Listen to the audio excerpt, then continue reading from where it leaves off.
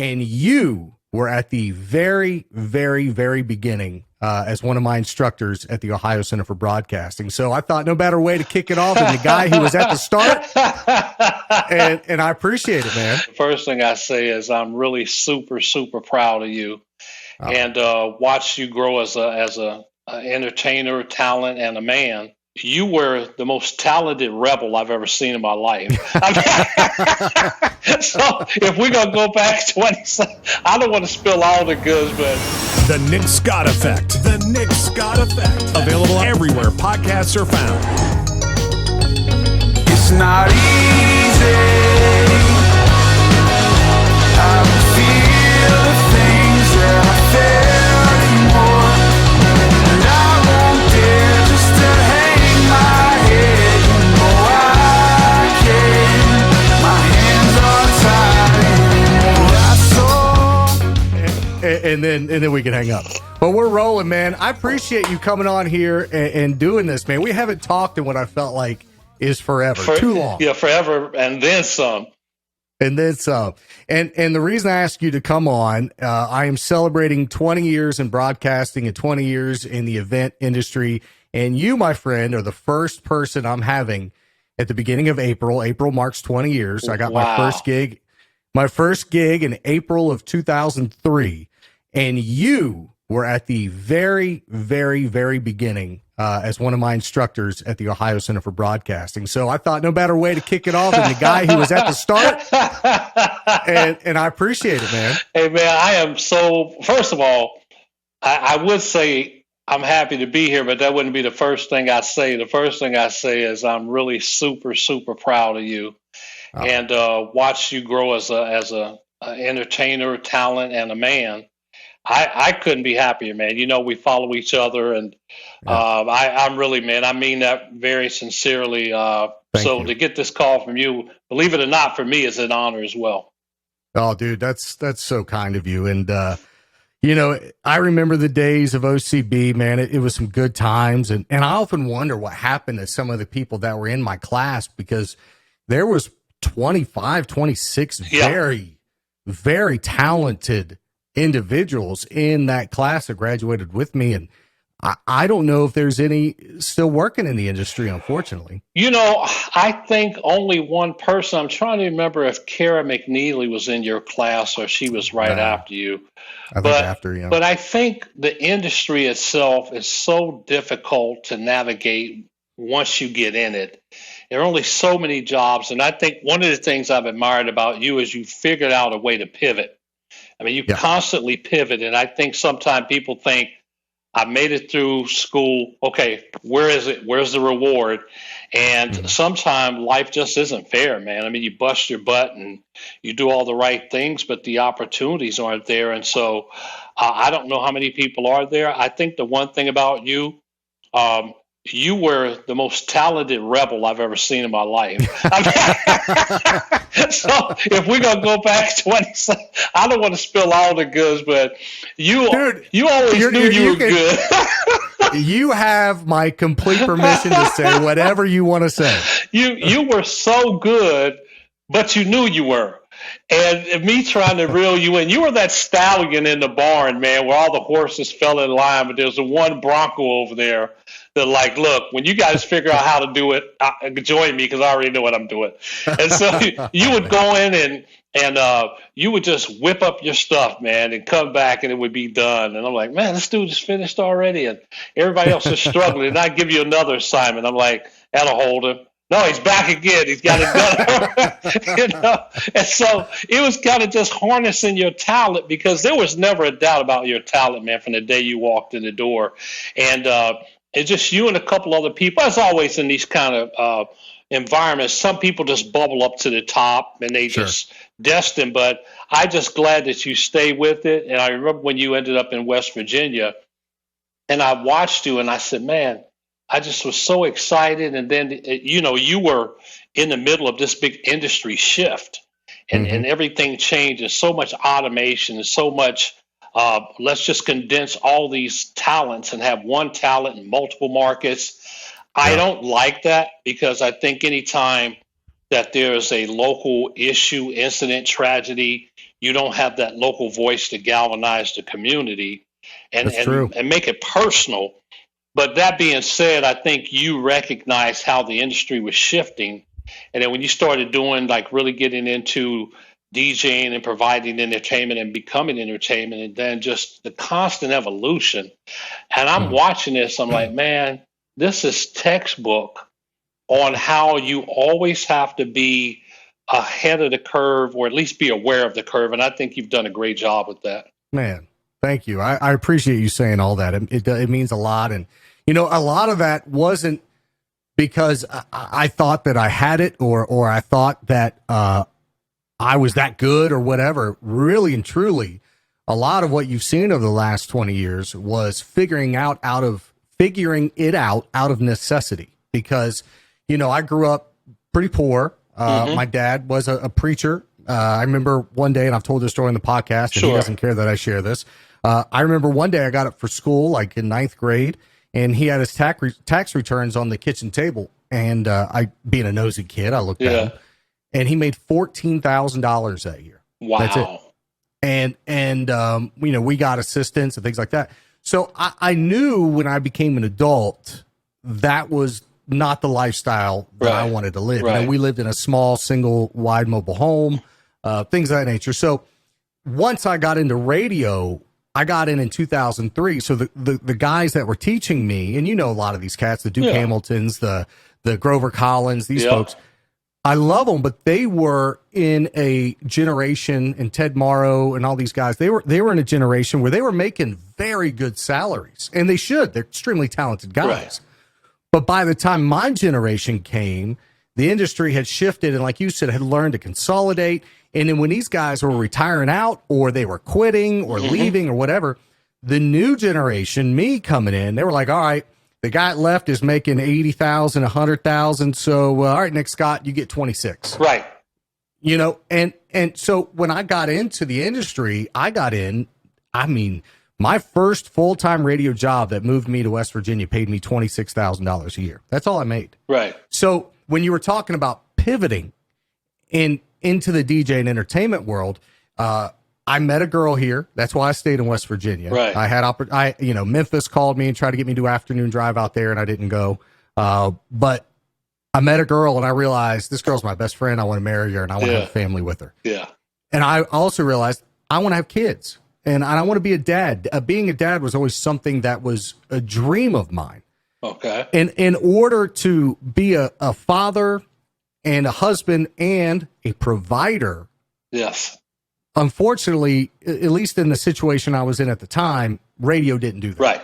Right. So that's where you saw the DJ stuff come in, because I thought, how the hell am I going to get out of this jam? How can I still do radio that I love, but also provide for my family? So I pivoted just out of necessity to provide for my wife and my kids.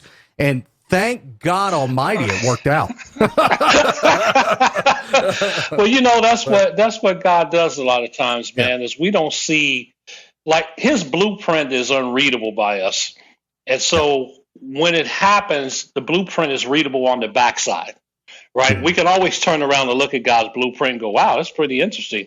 I would have never saw that happening, but it happens, and then he makes things happen as a result of the pivot.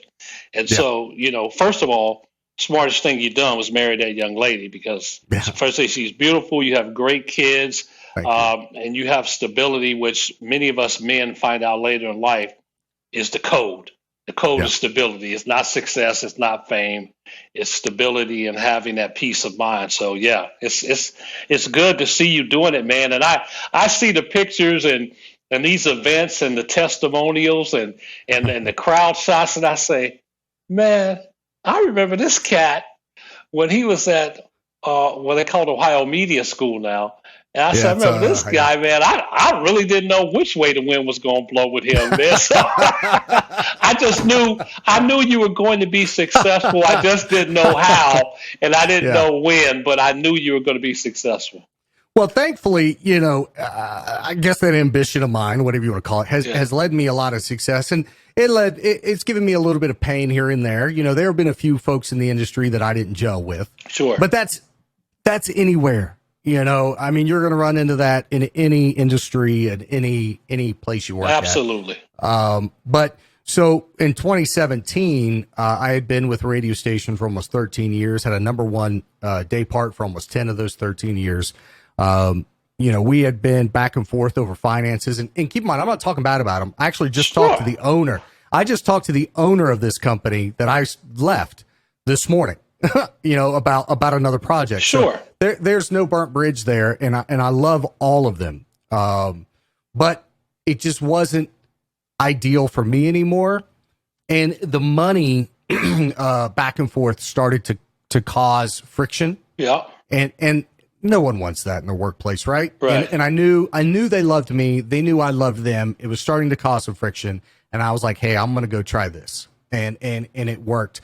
And instead of getting back into live radio, I saw this taken off, podcasting. Yes. And I thought to myself, well, man, you know, I could build a studio in my home. I could do voiceover. I could do voice tracking.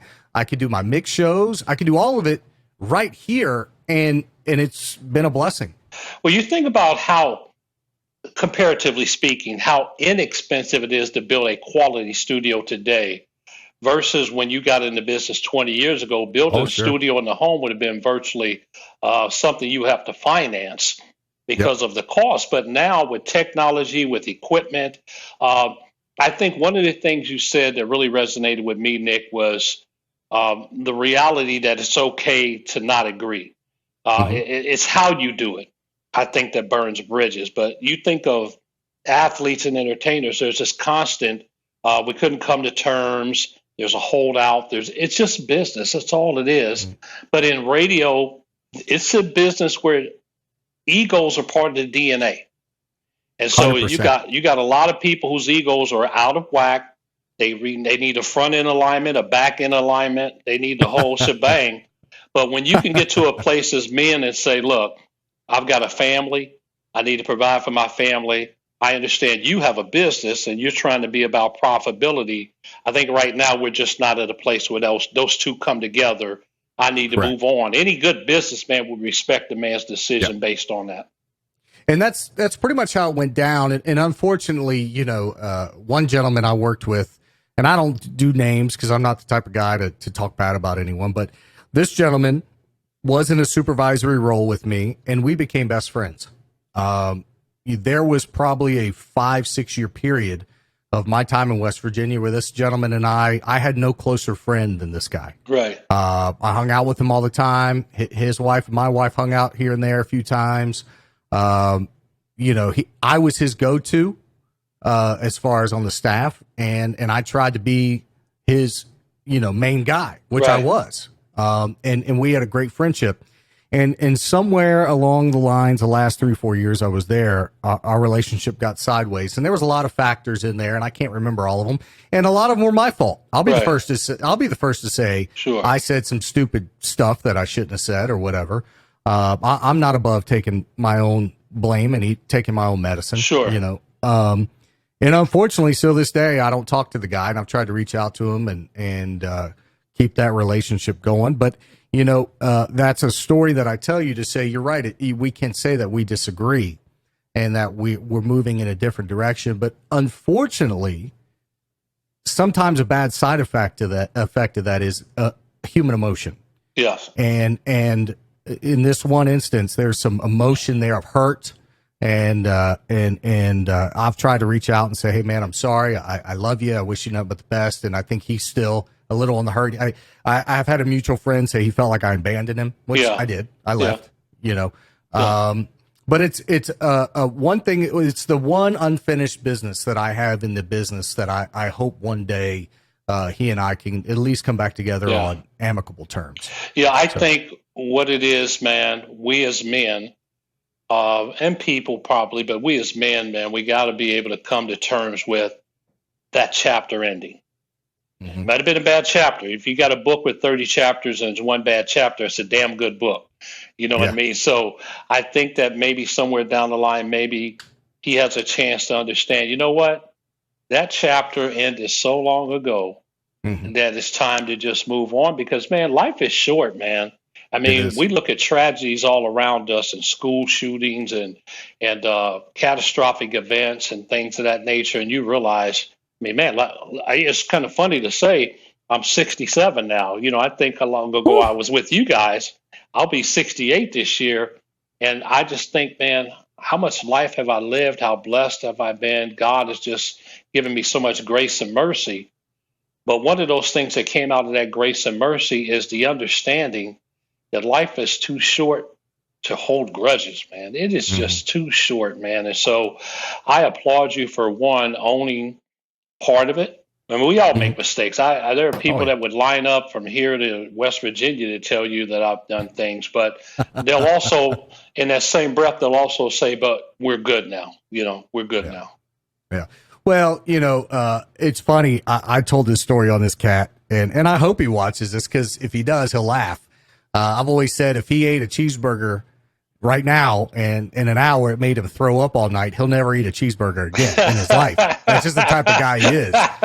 So, you know, but thankfully in 20 years, you know, 4 or 5 radio stations, satellite, all the other crap I've been involved in, you know, I've made so many great industry friends and colleagues, and it's hard to see some very talented people leave the industry and not come back. Like you said, it's just getting smaller, harder to get jobs. And the jobs that are out there, quite honestly, a lot of them don't pay very well for the talent that's needed to do the job.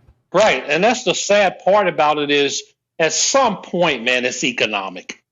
I mean, let's just be honest. At some point, it's economic, man. You can't run away from the fact that a person deserves to be paid a certain amount of money, at least fair. And like you said, when you know what people were making before you got there. Oh, yeah. And then all of a sudden it's like, well, wait a minute. Now I can't do it. You know, what's up with that, man? You got to be fair. I lost you. Oh, there you are. Okay. You got to be fair about it. People deserve to make a real living, man. And the reason a lot of you guys got in this business was because of the Jim Scotts and the Eddie Fingers and all of these guys that were really popular, but they were paid. They were paid for something they loved doing, and they were paid a very fair salary, opportunities for endorsements, the additional revenue streams. And then you get in and they go, hey, I got this idea because so many companies were buying up so many companies. How do we keep the bottom line flat? Oh, we'll just we'll voice track. Yeah, if we voice track in 3 markets and save $60,000 per market, that's $180,000. Then you double that because of benefits and unemployment insurance and everything else. So now we're saving $360,000. You know, hey, that looks good. Well, that looks great. Yeah. And now you got a talent like you. You got a talent like another person. You got a talent like a young lady over here, all deserving a chance to put their mark and stamp on the community. And if they do let you in, as you said earlier, well, we'll pay you $12 an hour, $15 an hour. And it's just not good for the industry. And I think that's why podcasting has absolutely exploded. I probably listen to the radio, to be honest with you, Nick, maybe an hour a day, if that much. If I get in the car and don't put on my iPod, I probably listen an hour a day. What's funny is I don't hardly listen to terrestrial radio much at all anymore. It's usually podcasts or my friends who are podcast hosts, or, you know, and I have some friends in the industry that I still will grab and listen to every once in a while. But, you know, I mean, heck, the last station I worked at that I left in 2017, I hadn't heard it until this past Christmas. I went into a barber shop and they had it on. And I still heard imaging that I produced like 8 years ago playing. And I'm like, they're still using that liner that I made all this, you know. But no, I don't listen a whole lot. You know, and it is sad. And, you know, what's increasingly sad is, last fall through mutual friends. So I have friends in the industry that reach out to me with opportunities, and I fielded a few here and there. And it was in Palm Beach. Is that West Palm, Florida? Yeah, West Palm Beach. Yeah. And it was being the market manager, the OM of a cluster. And I was like, all right, I could do that. And he goes, and it pays. $85,000 a year. And I'm like, okay, 85 a year. All right. Yeah. Until you look up the cost of living in West Palm, 85 a year is like making 20 here. I was going to say, you might be able to get an efficiency apartment and survive. Yeah. And I was like, bro, I'm good. Thank you. Yeah. But that just tells you where we're at in the industry right now, though. It's sad. Yeah, and I think, really, man, I think you are a case study. If you're a media professor at a university, I think you literally would be a case study in why you have to know what pivot means, the value of pivot, why you have to keep your options open, why you have to continue to hone all your talents, and lastly, why you have to really know who you are. Because if you let an industry define you, then you're going to be lost if they pull the rug out from under you. And it's not just in the entertainment business. So many athletes, when they walk off the field or off the court, struggle because it was their identity. Mm-hmm. They don't know who they are when they leave. I do radio for the Cincinnati Bengals. I've seen players come and go. I've seen players come who understand that this is a business and it's a short-term business, and I watch them transition out. I see others come in and this is who they are, and then when it's over, I see them looking for something because the identity is not clearly there, so it takes them a while to get up to speed. So I really think, man, if someone was a professor, if I were a professor at a college or university or otherwise, I would say, here's a case study. All of you people are here today because you think you're going to be the next, DJ. You're going to be the next Howard Stern. You're going to be the next guy on Good Morning America, and you very well could be. Yeah. And then the next week, the industry changes, and you're not. Do you know who you are? Do you know who you are? And that would be part of my teaching, is for them to know who they are. Well, I think it took me a long time because I knew when I first had the idea of going into broadcasting or entertainment, I was a metalhead. I was a rock guy. Right. I remember that. You were heavy metal. Yes, exactly. And when we met, I was playing in a band. I had a band I was playing guitar in. And I had this idea of myself of going into rock radio. Do you remember Shay Maddox, who worked on the air in Cincinnati? Like, I loved her. I wanted to be Shay Maddox's sidekick. Like, that was, But when I transitioned and got into top 40 radio, I realized that there was a bigger lane to navigate in, but I let the radio station I spent 13 years at, I let that radio station define who I thought Nick Scott was. Right. And it wasn't until about 2013, 2014 that I realized I had my daughter in 2013. Yeah. So it was right in there. I realized some folks, if I died, some folks might remember me for this. Right. But what do I want folks to remember me for? And what I want folks to remember me for is he was a fucking great dad. Yeah. He was a great husband. He was, he loved his community. That's what I wanted to be remembered. So when I got that in my head, it was like, is this radio thing really that important to define all of me? Does that make sense? Yeah, because I've often said the best way to describe somebody in my mind when they pass is if I say that was a good dude. Mm-hmm. That to me is the ultimate compliment. Now, nowhere in that did I say good, like you said, good athlete, good entertainer. I mean, I've represented players like Deion Sanders for marketing, Eric Davis, and the list goes on and on and on. But in some of these guys, like an Eric Davis, I can tell you what a great dude. And I would say that I would never even mention baseball. I would just say, what a great dude. I mean, and that's what I want people to think about me, man. Like, look at all aspects of my life. And did I really try to make people around me and the world around me better? Did I leave the world better? Did I try to do something good somewhere, sometime, man? And that's my end game. I mean, just like this, when you say, hey, man, love to talk to you, let's do it. I did a podcast yesterday with a young man, Aaron Stapleton, And so blown away, man. When we got through with the podcast, he said, "Hey, Wayne, appreciate it. Mind if we pray?" He said, "I like to pray after I, do all my podcasts with my guests." I was like, "Dude, pray, yes." I'll never turn down prayer, Yeah, But my absolutely. point is, I'll remember him for that.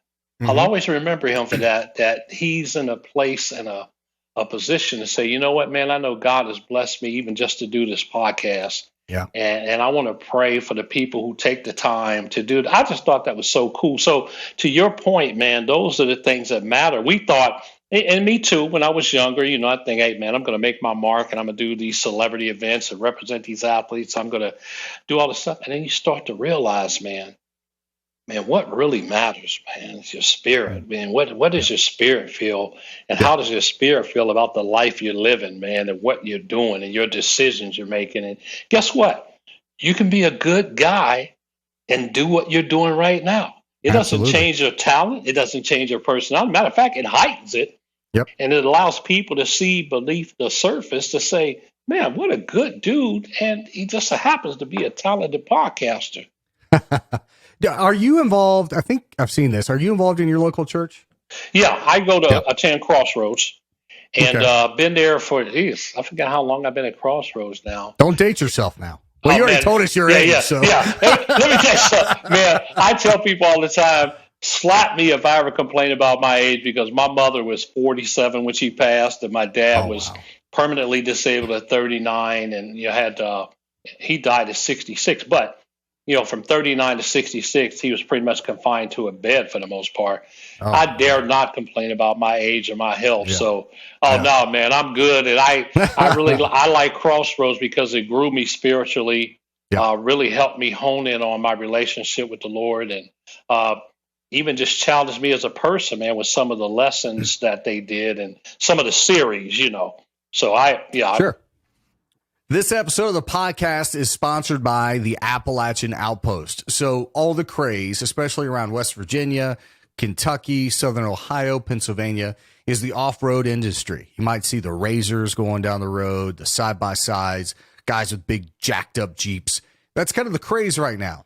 So down in Southern West Virginia, near Logan, West Virginia, the Appalachian Outpost came on the scene to serve that industry, the boom of off-roading.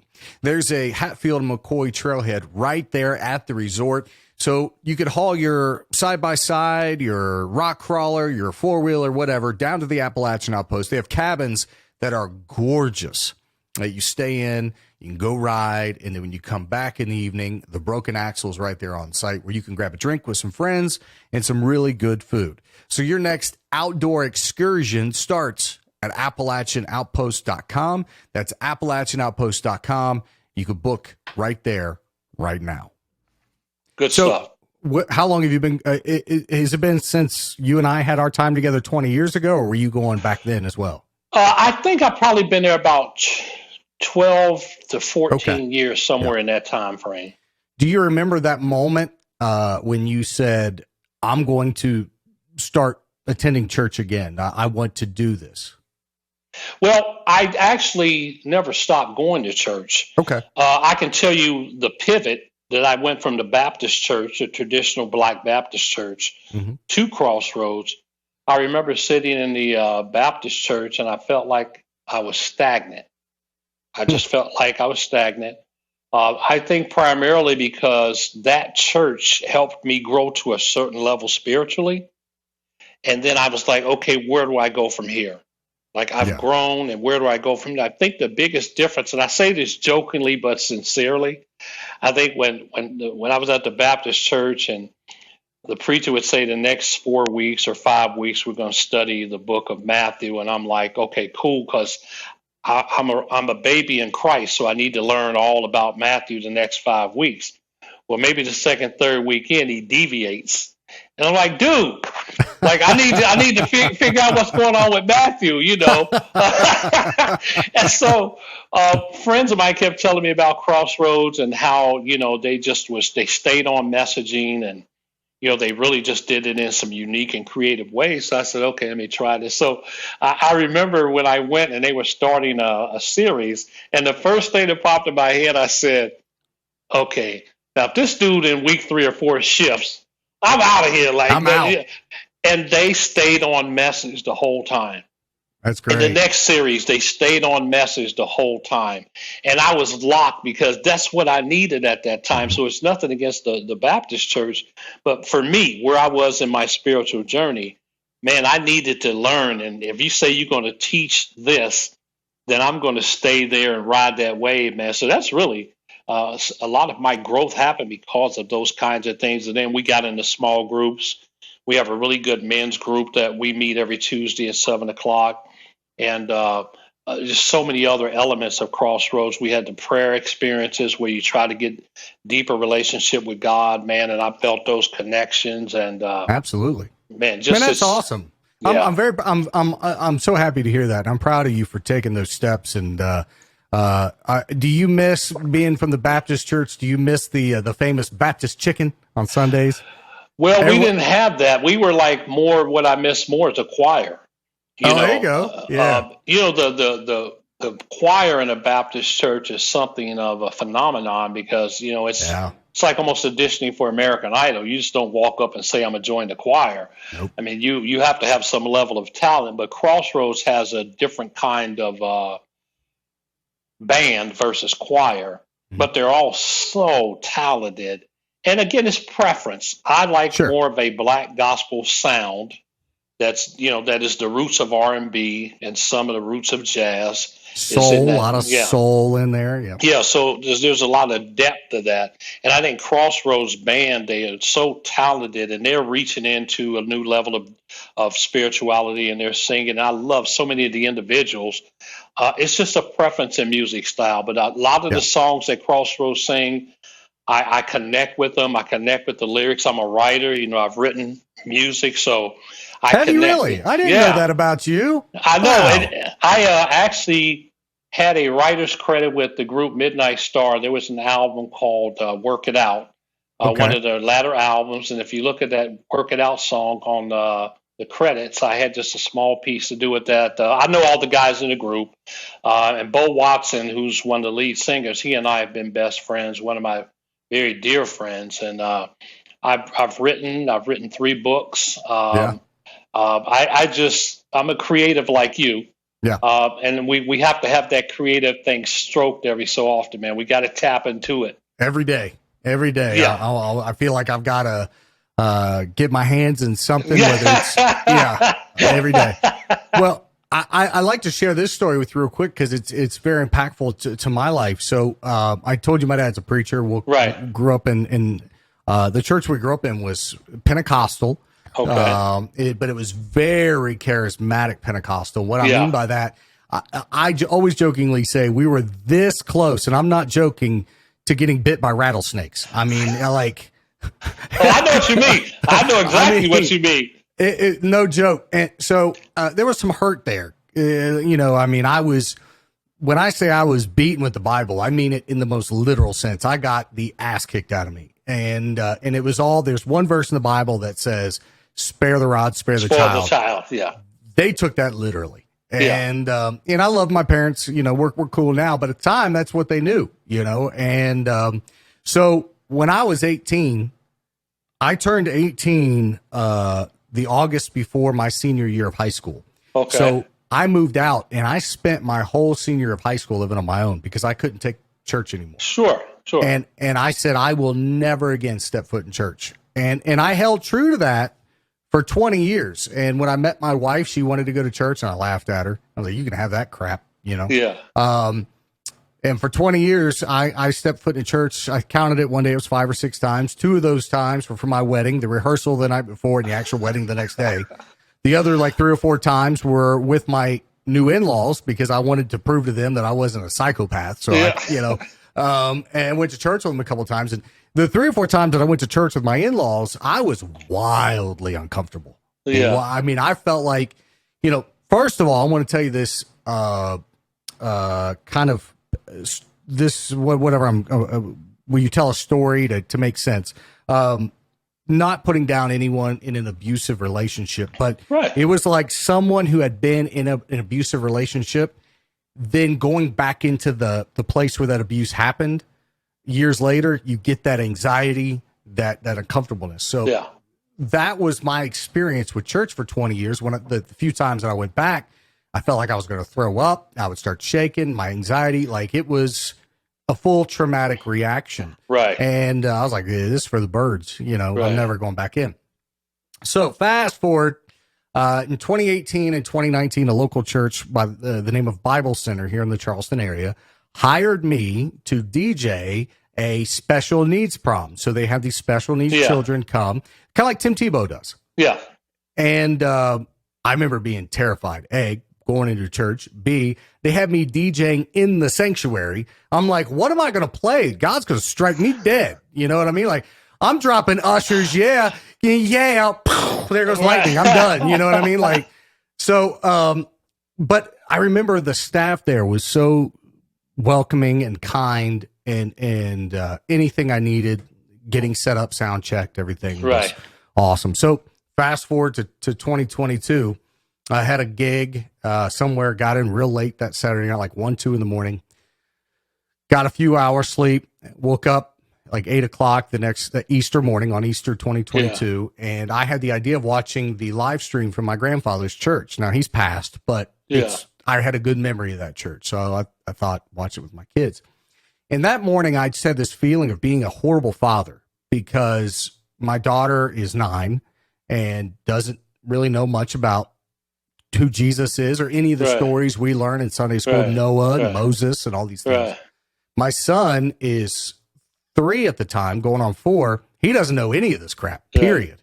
You know, I'm like, man, I am failing as a father, you know, and it just hit me. And when I say it hit me, it was like I had an appointment to be somewhere, and the appointment had been scheduled for me for 102,000 years. You know what I mean? It was like I knew I had somewhere to be, and I was supposed to be there, and I known I had this on my calendar forever. Yes. And I looked at my wife, who was still in her pajamas, and I said, let's go to Bible Center for Easter service. And she looked at me like, this is the guy who hates church, like would burn them all to the ground. And you want to go to Easter service? And I was like, yeah, we can get the kids ready. It starts at 11. It's 8:30. We got plenty of time to get the kids showered and dressed. And well, she starts crying, not in a good way, crying in I don't have anything to wear.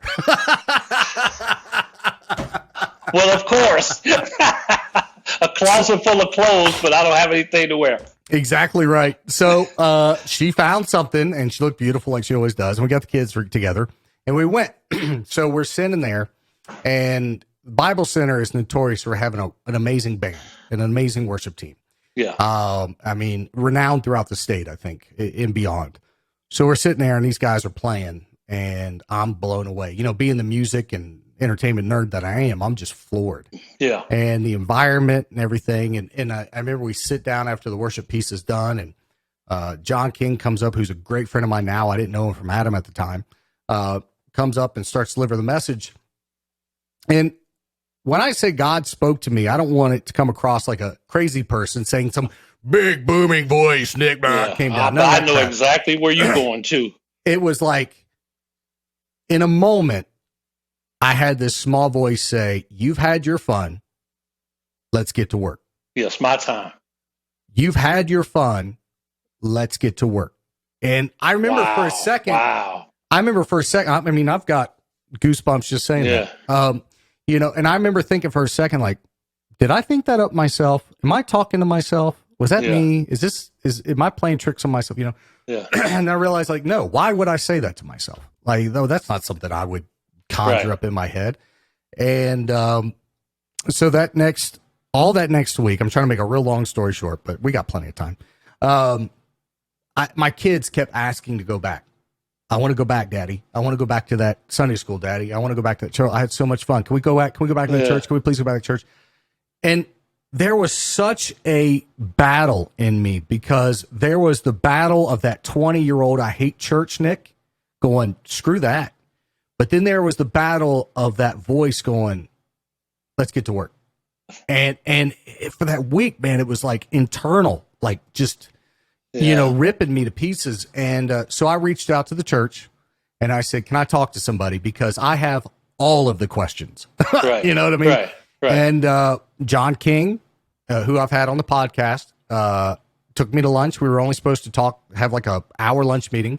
Yeah. And we ended up talking for almost 3 hours, so much so that I called off the rest of my day. All my meetings, Wow. everything I canceled it all. And Wow. and he and I talked for about 3 hours, and I felt comfortable to take my family there.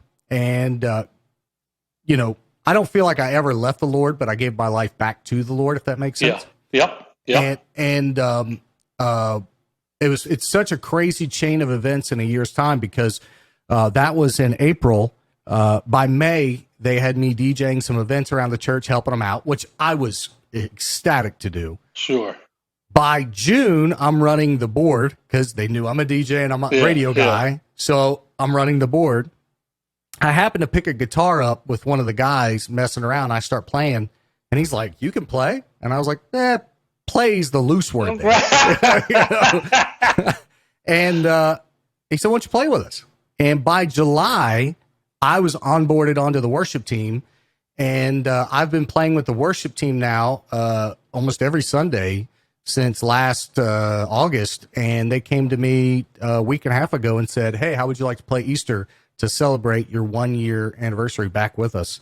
And Wow. I'm playing guitar on we're doing 3 services on Easter Sunday, and I'm able to celebrate our Lord and his resurrection for 3 services on Sunday. Give me chills on that one, brother. Give me chills on that one. So that is my long-winded story back to church.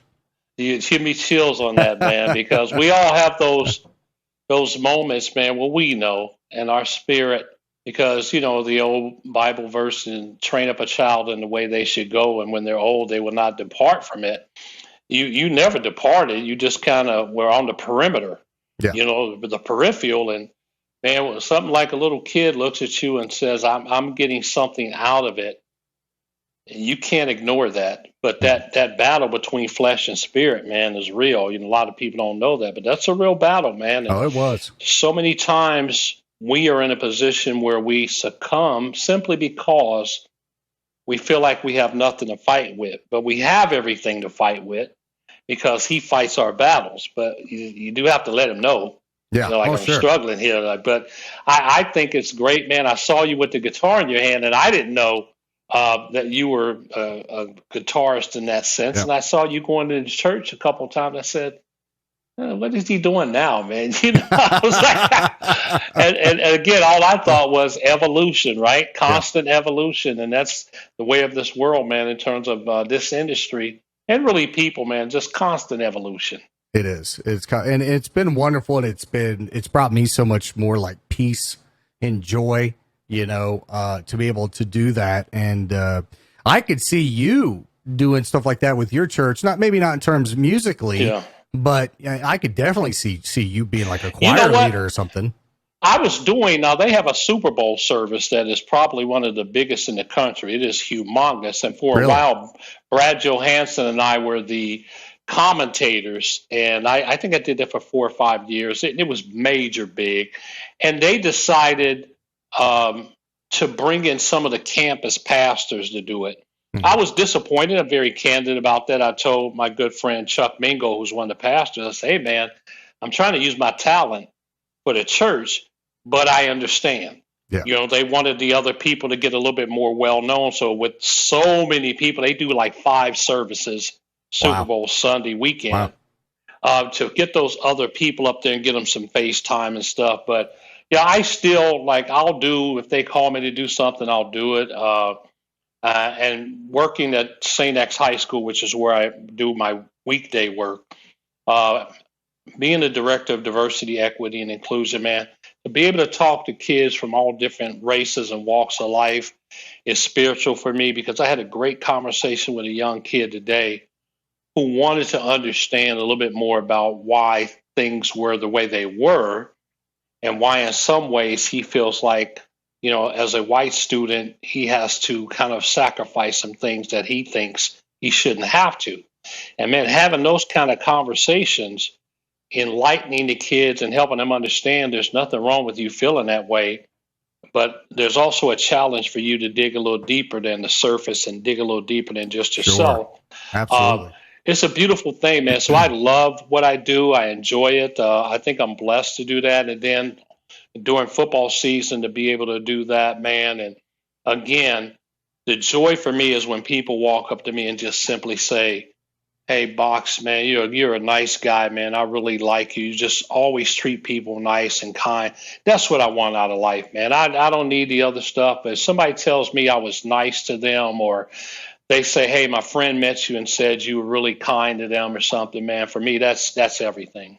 So you said now you're doing announcing for the Bengals. When I was at the Ohio Center for Broadcasting, now it's Ohio Media School or something. Yeah. They changed the name. You were on an AM sports talker back then. I'm assuming it's no longer around.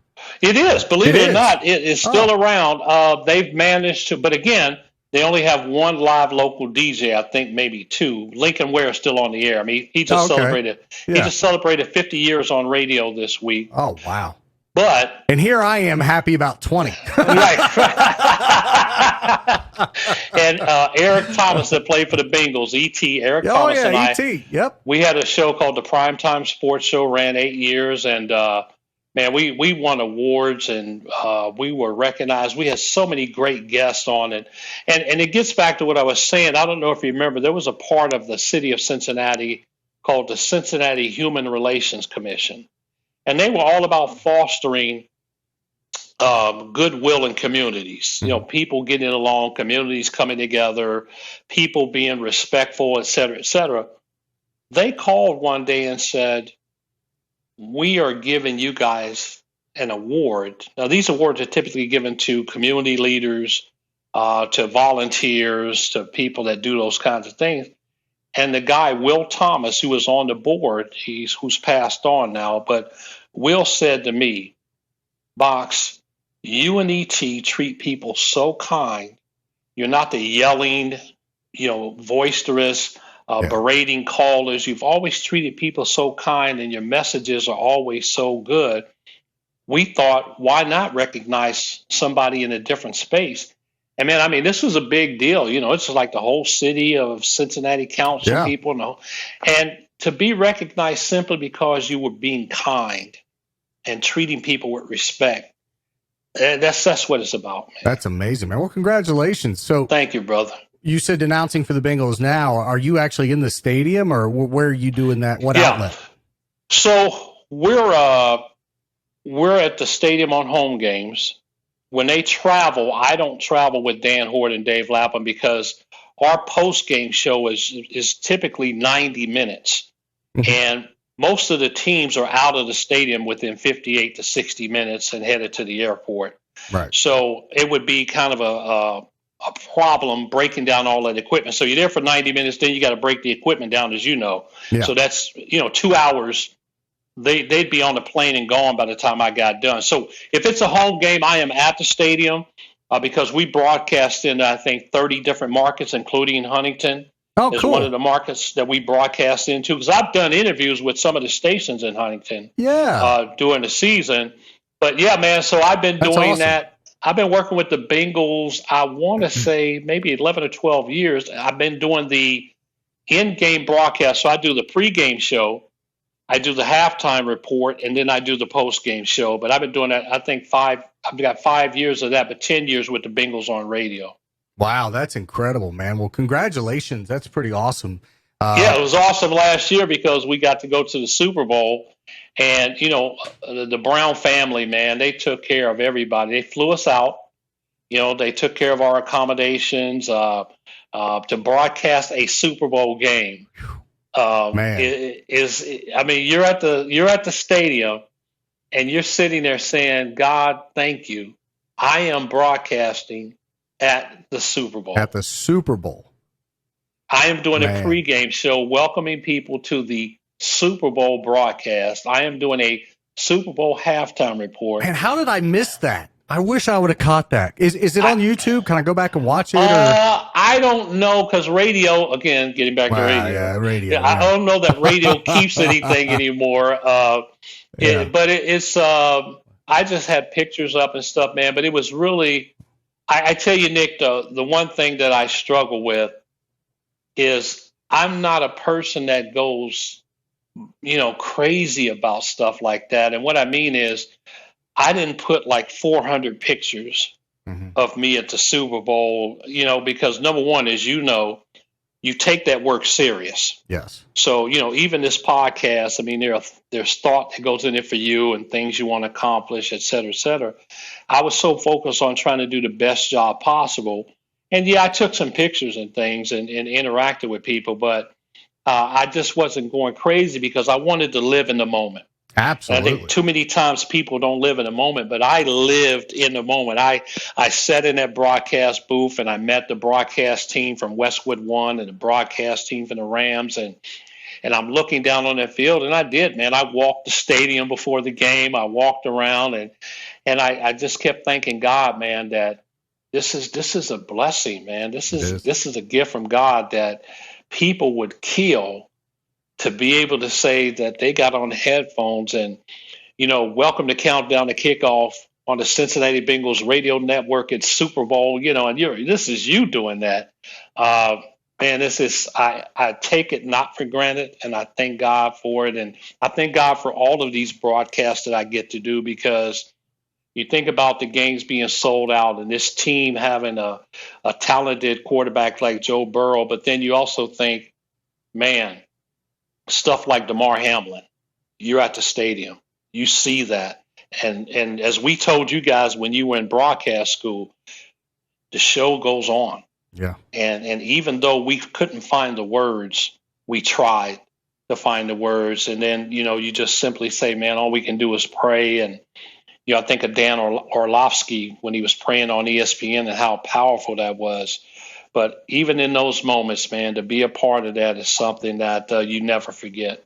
Yeah, I remember I wasn't watching the game when that happened, but I remember seeing it, all over social media, all over the news, and incredible. And then, the internet is one of those horrible places where now there are people trying to say, the DeMar Hamlin that we're seeing at the Super Bowl and walking around is a body double, and it's not the real guy. It's like, man, you people got you need to take that constructive energy and go do something productive with it. You know what I'm saying? It gets more bizarre by the minute. It does. Man, that's awesome. I wish I would have caught some of that, man. I had no idea. That is incredible. Now, and hopefully we'll go back. Hopefully Yeah. we'll go back and you could just follow me in that way. And what's even crazy is you were telling that story, what came to my mind, how many people can say that they went to the Super Bowl for free? Yes. You know what I mean? No, you're absolutely right, because you pretty much had everything at your fingertips. And again, credit to the Brown family and Cincinnati Bengals. They did it right. They did it absolutely right. They left no stone unturned, man, in how they provided for their employees and all of us. And then as broadcasters, man, just going through security at that time, understanding how the world has changed. And so you go through one checkpoint, and then you put your eyes in the thing, and they scan your retina. You go to another checkpoint, then you go to another one to scan your retina, and you're realizing the magnitude of this moment. Those kinds of things created the magnitude. But again, when you see people go out there on the field, man, and you realize the spectacle that is the Super Bowl. Oh, yeah. And then for me, that was my second Super Bowl in person, because I went to the one when the Bengals lost to the 49ers in Miami. And what was that, Because 90? I was 1989, 88, something like that. 89. I was the promotions director for the Wiz, and we had a Super Bowl package, one to give away and one I got to keep as the promotions director. So I've been to 2 Super Bowls, but let me tell you, to be part of a Super Bowl and then at halftime to watch a show with Snoop and Eminem and Kendrick Lamar and Dr. Dre. Oh, And I am telling you, when you talking about a stadium that was rocking, yeah. I mean, you remember, I think you might have remembered, many people do, Evan McPherson, the kicker, came back out there and was sitting on the bench Oh, yeah. watching the halftime show. I would have. He's like, oh, man, I'm kicking. I don't need to hear no strategy. I would But, have. man, the energy in that stadium at that halftime show, I feel sorry for anybody. Like, I know Rihanna came this year, but trust me, it's going to take a long time for someone to eclipse the magic and the magnificence of that halftime show. So one thing I wanted to ask you, and I asked you this when I was your student 20 years ago. Yeah. And if we're being completely honest with one another, I got a bullshit answer. Where did Box come from in your nickname? Can you tell me now? No, you just get the same BS answer. Ah! Wait a minute. I think I know what I told you. You didn't tell me anything. I know nothing. I usually tell people if I tell you, I got to kill you, and I like you being alive. I think you gave me some like, don't worry about it, man. Go finish your assignment or something.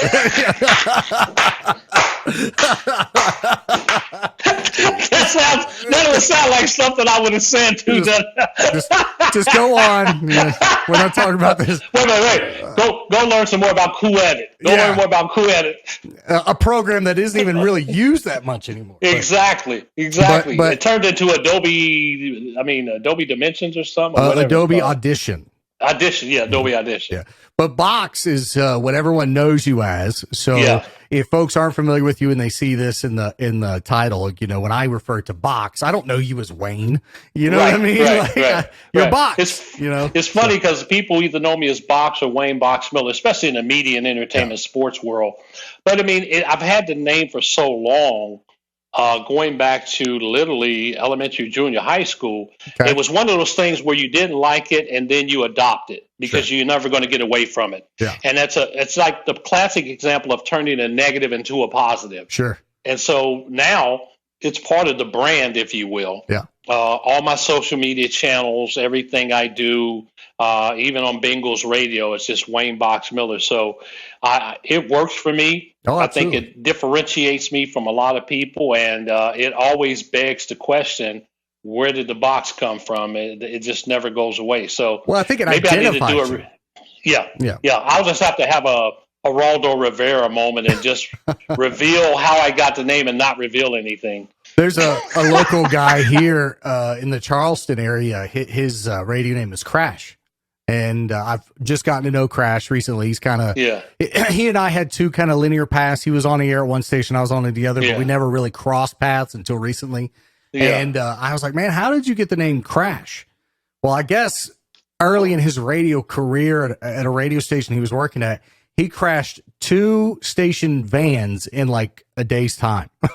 Wow. So they called it Crash. It sounded like his nickname should be unemployed. I mean, it's like well, there was a girl when at the station I worked at for 13 years. There was a girl. She worked on Air Force. Sweetheart. Her name's Allie. Yeah. Allie, if you're listening, love you, dear.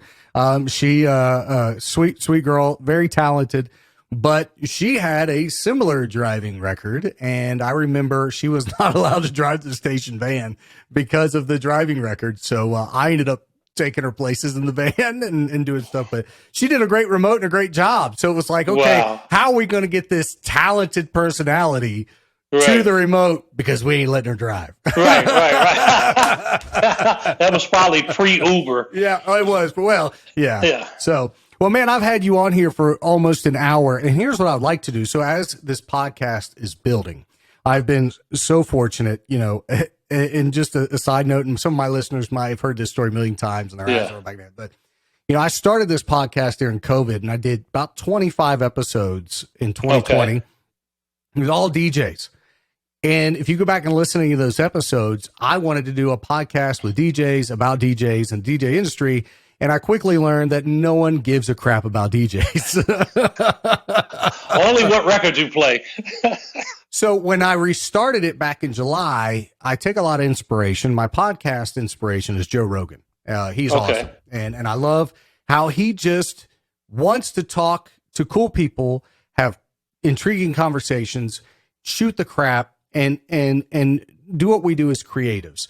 So I sat down, I was like, man, I could have so many cool guests on and have cool conversations. And that became my tag, cool conversations with cool people. And it went from in July, like 10, 15 streams to now I get 20, 25,000 a week. And I love the title, by the way. The Nick Scott Effect. Yeah. Depends on how you want to take that. Good or bad. Yeah. but So last week, and you're one of my first shows on this new deal, I got a distribution deal with HD Media. They own every major newspaper in the state of West Virginia, all around the state, north, south, east, west. And they have a reach of almost 1 million people a week on all their digital print platforms. Okay. So you go to any of their websites, any of their platforms, the Nick Scott Effect's right there listed. Beautiful. So Beautiful. I'm so humble for that opportunity. So what I would like to do as this thing continues to pick up steam, continues to grow, I want to have you back on in the future. You have an open door policy. If something's going on with the Bengals, if the Bengals are going to the playoffs, the Super Bowl, the Reds, whatever, man. Like if you want to come on here and just BS again about old times, holla at your boy. You are welcome here anytime. Man, I look forward to it. And again, for you, whatever you want, you got. Box, thank you so much, brother. I love you. I hope you know that I love you, and I want you to know what a inspiration to me you've been. And 20 years in this industry, there's absolutely no chance a little poor kid from the trailer park in South Linden, Ohio, would have done a fraction of anything that I've been blessed to do without you and guys like you. So I appreciate that. Man. Bro, I'm honored. I'm humbled, man. Yeah. Thank you, brother. And you're going to do so much more. Well, thank you. I hope. Yes, yeah, you will. You will.